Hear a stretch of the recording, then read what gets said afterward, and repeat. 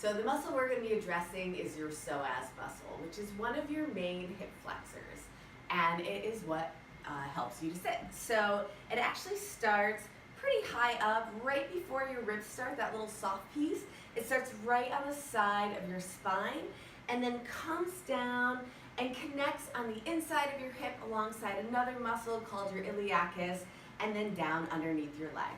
So anytime you bring your knee up, or you're bending over, or you're sitting, that muscle is engaged. So if you are at a desk for 8 hours a day, that muscle is going to be contracted for that long of a time, which, is not necessarily good, but you should just know that if you are going to be in any one position for a long period of time, you really need to do the opposite action for that muscle to keep it in good health.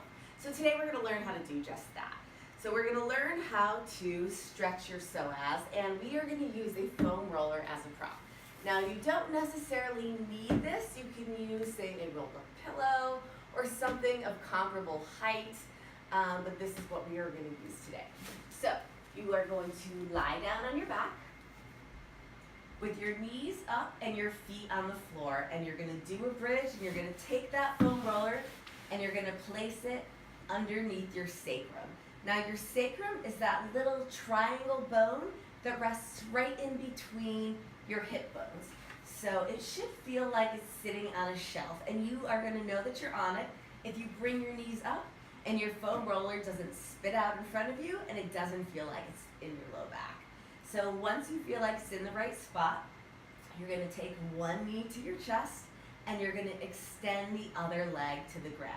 Now, for some of you people who have very tight psoases, or psoas, I'm not exactly sure what that word is, your leg may not even touch the ground, in which case, this is even more reason why you should be doing this exercise, and you should be doing it far more often for a much longer period of time.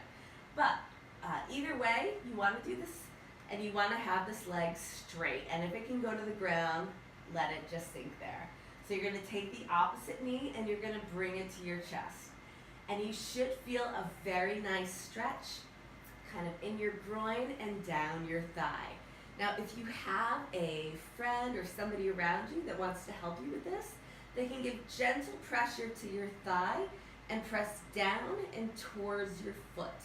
And you'll get a little extra stretch with that, which can be very nice.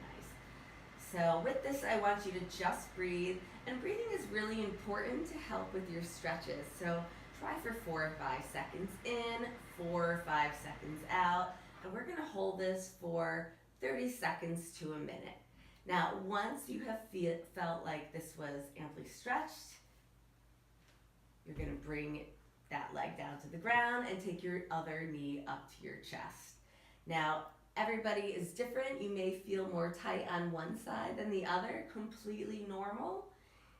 If you feel more tight on one side, maybe you want to do it a little bit longer.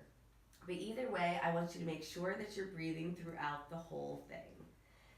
Once you are done, you can just bring that leg back down to the floor, bring both of the feet onto the ground, knees up, another little bridge, push that foam roller out, and down you go. So again, this is a great stretch to try and keep your psoas healthy, and if you do a lot of sitting, you really want to make sure that you're doing this every day just to kind of counterbalance the effects of what your body is doing for the majority of time during the day. So if you like this video and you want to find out more ways on how to help your body, please hit subscribe and tell your friends and family, anybody that this could be helpful for. Thanks again, and I'll see you next time.